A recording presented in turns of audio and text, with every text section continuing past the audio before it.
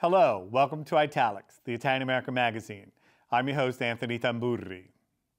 It is with deep personal sadness that we report that on Saturday, March 26th, the Honorable Geraldine R. Ferraro, United States Congresswoman from Queens, and the first female nominated as a candidate for vice president on a major party ticket, died from blood cancer at age 75. Few people leave such a lasting legacy on humanity that their passing is noted immediately throughout the mass media. Such was the moment last Saturday afternoon. First on Italics, we'll say goodbye to a political and social icon, as well as an Italian-American icon par excellence, the late Honorable Geraldine Ferraro, who represented so much to so many. We'll talk about Ms. Ferraro's legacy with Professor Doug Muzio of Baruch College and host of City Talk here on CUNY TV. Then we'll replay the ceremony honoring Jerry on the occasion of her 75th birthday last August 2010, which was her last official public appearance. Then on Italics, we'll join the Honorable Nancy Pelosi, Minority Leader of the U.S. Congress, and other members of the Italian-American Congressional Delegation at a ceremony officially honoring Italy on the occasion of the 150th anniversary of its unification. The ceremony was held at the historic Mansfield Room and was co-sponsored by NIAF. Senior producer Bill Shemp reports for Italics from the U.S. Capitol in Washington, D.C. Now, let's join Doug Muzio and remember political icon Jerry Ferraro, who was also a personal friend of both myself and the Italian-American Institute. What are some of your first thoughts? Her standing up at the podium in the Moscone Center in San Francisco, accepting the nomination as Vice President of the United States of the Democratic Party, a Queens girl, and there was a Queens guy and his Queens girl wife watching this. It was a thrill. Also, my second vivid memory of her is in the basement of St. Margaret's Church in Middle Village when she's running for Congress in 1978, and I'm a constituent, the famous Archie Bunker 9th Congressional District. So, two vivid memories. And she's a pioneer gender. Absolutely. She was a pioneer in ethnicity, broke both sort of glass ceilings in the sense that she was the first Italian-American to arrive at that level. Sure. We had to wait until Nancy Pelosi for another one. Right, yeah. Right. I mean, clearly she is a trailblazer. First woman nominated as vice president on a major ticket, an Italian-American woman, an urban Italian-American woman. There was all that street smart savvy, a little bit of edge, you know, not the bouffant, you know, waspy, you know, really bland type. She's tough. She's a Queens girl. What is her legacy? What are some of the issues? I mean, she breaks ceilings, or she at least puts cracks in them, leads to the belief that an American woman could be vice president, president of the United States. I mean, this is a good role model. Hillary Clinton almost becomes the Democratic nominee in 2008. Who knows in the future? So she's a trailblazer. And her ethnicity, her Italian-American. Come on, she got beat up. Oh yeah, she got beat up. I mean, you know, crime, her husband, you know, all those, you know, intimations of unsavory character. You know, it's a burden that Italians have to, you know, sometimes bear with. But she did. She's tough. She's a Queens girl. She's, you know, come on. And maybe she brought it to the surface, to that discussion that nobody wanted to have in the public discourse. That's exactly right. I mean, and then conversation, it, you know, continues to the present day. She was a smart, savvy, well-meaning, together woman. We're going to miss her. Yeah, definitely, definitely. Yeah. You always miss the smart, sassy, savvy ones. I have one memory of her with George Bush during or then Vice President George Bush, during the debate when she sort of with firm yet courteous indignation, if one can have courteous indignation, told him that she didn't have to be lectured on foreign policy. Oh yeah. No, I mean, that's true. I mean, come on, George, cut it. Yeah. I mean, she's tough. Yeah. I mean, Queens girls don't take that crap from anybody, particularly one of these blue blood Connecticut types. Yeah. Well, we want to thank you, a Queens boy, professor at CUNY, and the host of City Talk here at CUNY TV. Thanks for your few minutes, your reflections on Geraldine Ferraro. My pleasure. Good.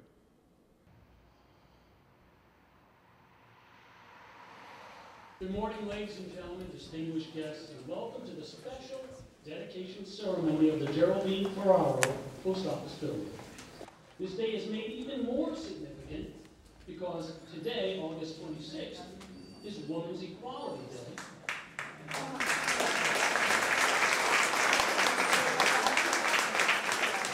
And it is Miss Ferraro's 75th birthday. Today is a particularly important day. It's Geraldine's 75th birthday, and it's also the 90th anniversary of American women gaining the right to vote. As Geraldine Ferraro was the first generation child of a widowed immigrant working mom who became the first woman in her family to earn a college degree. When she gained admission to Fordham Law School, an admissions officer said to her, "I hope you're serious, Jerry. You're taking a man's place, you know." After putting herself through law school, she was appointed as an assistant DA in Queens, where she became the head of the new Special Victims Bureau. I can tell you firsthand that when Geraldine Ferraro took the stage as the first woman ever nominated by a national political party to be its candidate for Vice President of the United States, it was absolutely electrifying. She changed my life, and she changed the course and the opportunity for women in our country.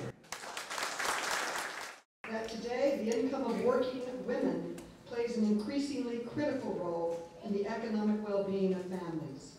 But a significant gender wage gap still persists. The average full-time working woman still earns only 80 cents for every dollar earned by the average full-time working man. I think you've all seen this picture 1,000 times. It's on the wall in the so-called ladies' room, which is the only women's restroom on the second floor of the Congress. Jerry came to Congress fairly recently, and we went on the floor of Congress, and you would have been amazed to see how many people, especially younger members who never knew her, including Republican members, flocked to her to tell her how significant she and the classy way she handles herself. We began a friendship, and when I went to Congress, she was so incredibly helpful to me. Because when you go on a special, I'll tell you exactly what happens. You take the oath of office, and they hand you a card and say, vote. And if I didn't have Geraldine to watch, I don't know what I would have done. One night I was in California in July of 1984, and I got a call. It was Geraldine. And she said, "Barbara, I'd like you to nominate me to run for Vice President of the United States."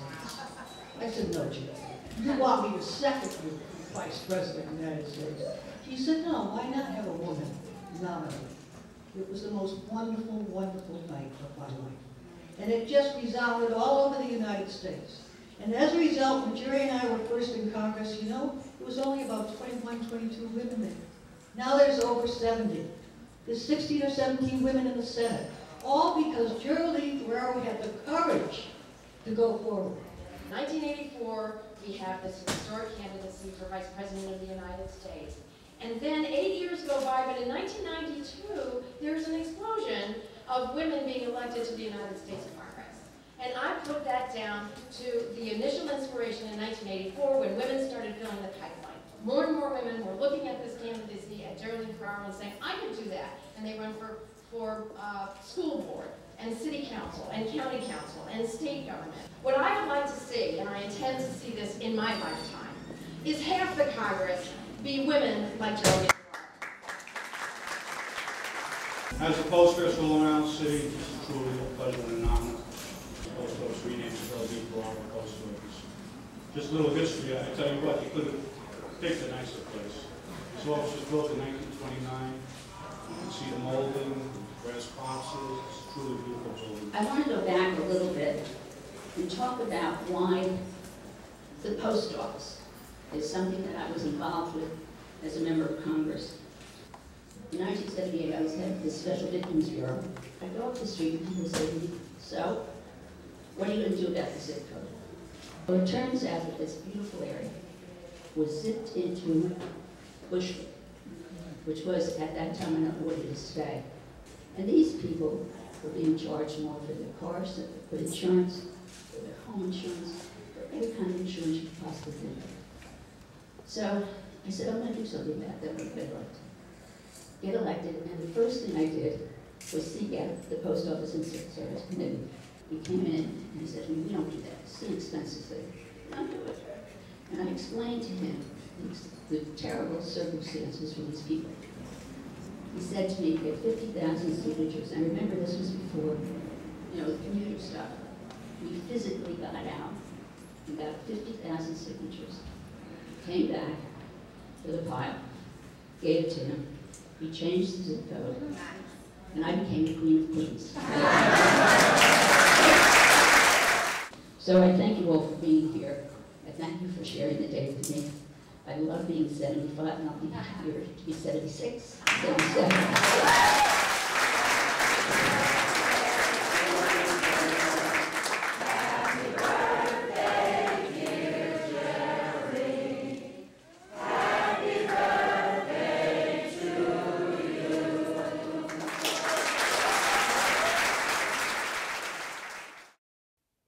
Immediately after hearing of her passing on Saturday, we at the Calandra Institute began working on a series of tributes to the life and legacy of Geraldine R. Ferraro to be held in the near future. As they develop, we will inform you of their content and present some of them to you here on CUNY TV, on the Italics Internet channel on live stream, and at the Calandra Institute. So stay tuned for further developments.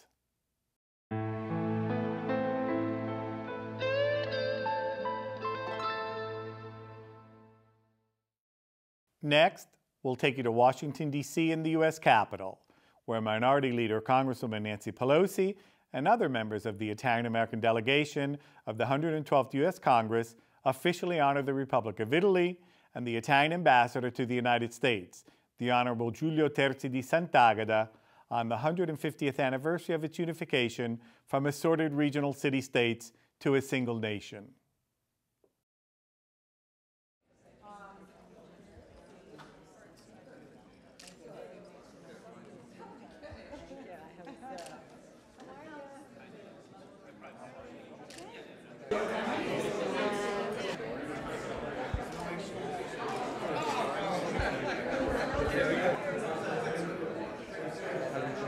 Today is one of those great days.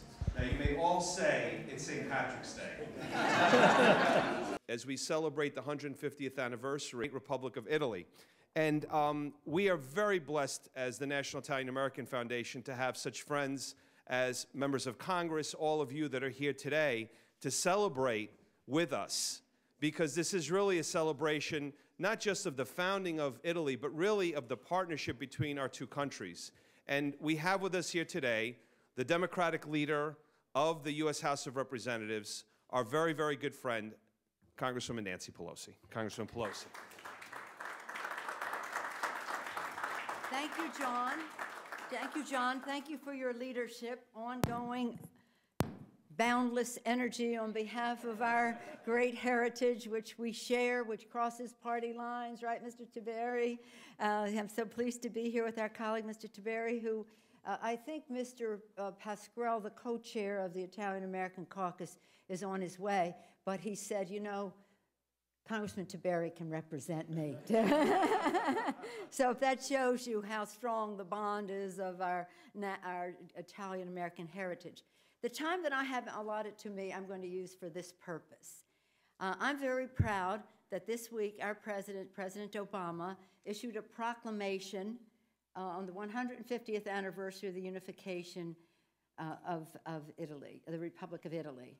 I don't read the whole thing to you unless you want me to, but it does say, now therefore I, Barack Obama, President of the United States of America, by virtue of the authority vested in me in the Constitution and the laws of the United States of America, hereby proclaim March 17th, 2011 as a day to celebrate the 150th anniversary of the unification of Italy.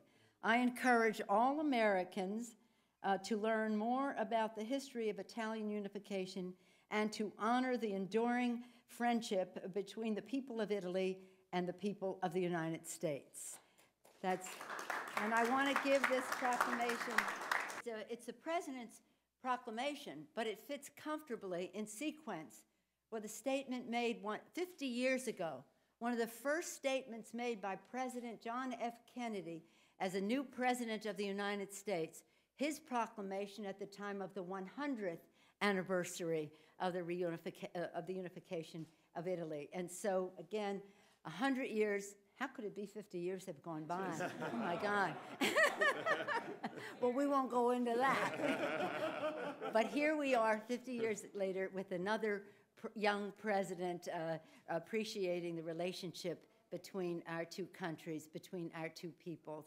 And I commend the reading of this proclamation. I'm so tempted to read you the whole thing, but you're going to hear from others here. Mr. Ambassador, I will bring a copy of this proclamation, the original to President Napolitano with President Obama's best wishes, and I wanted you to have one of the original copies as well. Thank you. It's a great honor, Madam Leader.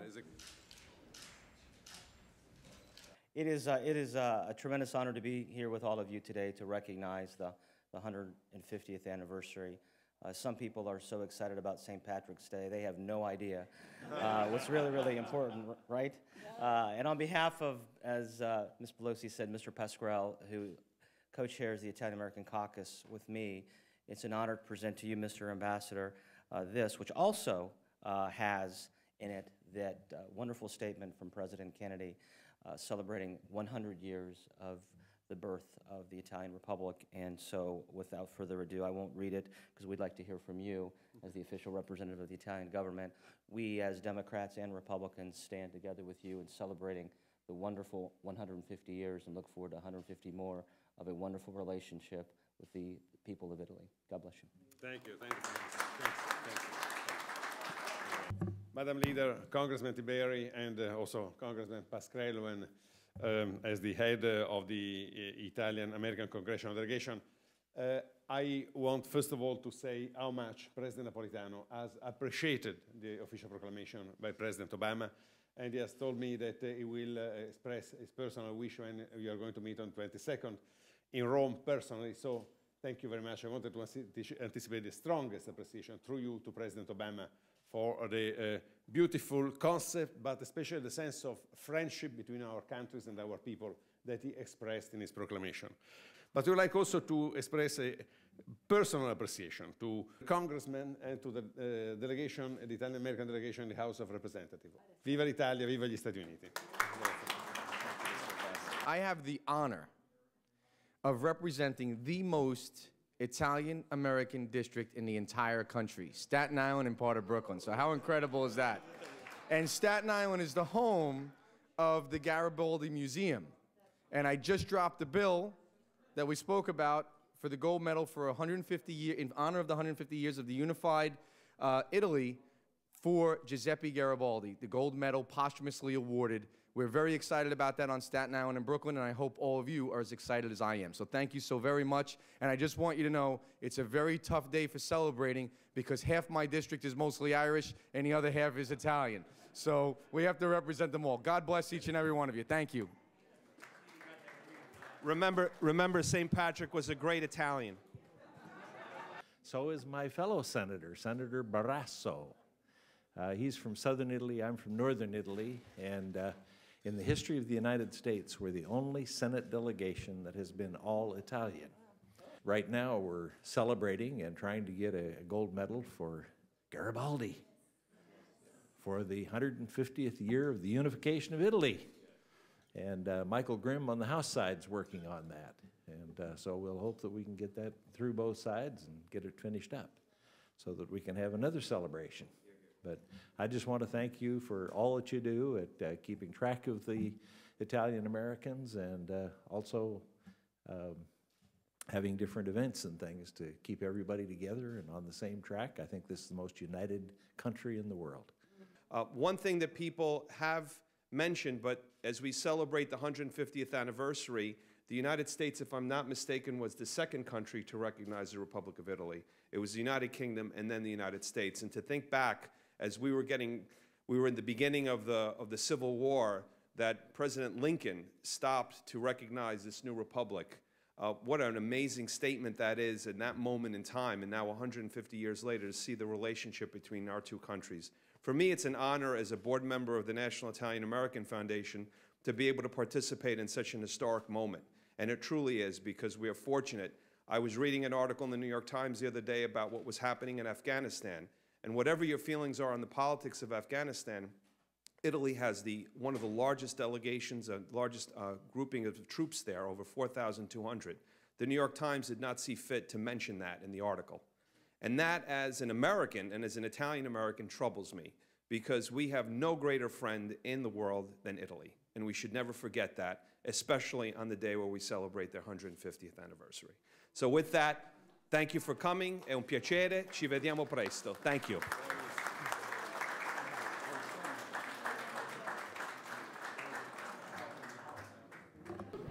Congresswoman is the most powerful Italian-American woman in America. How does it feel today to talk about the unification of Italy? It feels great. I take great pride in the fact that President Kennedy, when he was a new president, one of his first speeches was to praise the Risorgimento, the anniversary, the 100th anniversary. And now 50 years later, our great president is again saluting that historic achievement with his proclamation honoring the 150th anniversary of the reunification of Italy. It was, I think we learned a lot from it because it was different states, different dialects, different food, all coming together as a nation. And at a time when our own country was in division and had to reunite after the Civil War, well, it's pretty exciting to see how the power of unity and a sense of nation takes hold. To me, Italy gave us democracy, and now maybe they're learning how to unify the way we had to. Right. But you know what? I always say people always talk about where they came from as the old country, whatever that country is. But for me, Italy has always been the new country, new in design and ideas and entrepreneurial, and recognizing that small businesses and their networking is the essence of progress in an economy, and we all learn from that from Italy as well. Thank you very much. Thank you. For all of the work you've done. Thank you. Thank you very, very much. It feels great for our countries, for our people, for the tradition of Italian values here in this country, and the great figures of Risorgimento. Garibaldi is the most famous, but I encourage everybody to go back and read the great biographies which exist on Garibaldi. There is always something extraordinary to discover. And I'm so pleased also that President Obama, in his official proclamation, underlined the importance for the Americans to reflect and to study the Italian culture. Senator Enzi, can you explain the process of actually getting the gold medal for Garibaldi? Well, first we have to design a resolution. We have to have a resolution in the House and in the Senate. And in the Senate alone, we have to get 80 signatures on it in order to bring it to a vote. And there's a limit on how many of them they'll give out in any given year. But usually if we can get the 80 signatures, we can get it done. Unfortunately, there are about 18 people that say they never sign one of these resolutions. So it's like getting 100% of the people. But I've been successful in the past. There's no reason we can't be successful on this one. It does take a little time, though. Now, were you involved with the Constantino Brumidi event? Yes, I personally went around and got the signatures on that one, and that one, when it's awarded, and we're trying to work up the special ceremony for it now, will be in the rotunda, so people will be able to see that specific one and see what a gold medal is like. I mean, I've always been proud to be an Italian American, but this is very special, and to be able to pass legislation to give Giuseppe Garibaldi the gold medal posthumously is an honor. And the Garibaldi Museum, as you said, is in your district. The Garibaldi Museum is proudly located in Staten Island, New York. So we as Staten Islanders and Brooklynites, we're very, very excited. This is what it's about, and the honor is overwhelming. I'm still pinching myself to see if it's real, but to think that my grandparents came over from Sicily, and now here I am standing in the Capitol, being able to award Giuseppe Garibaldi a gold medal for being a leader in unifying Italy on 150th anniversary. That's very, very special, very special. From Washington, D.C., for Italics Television, I'm senior producer Bill Shemp.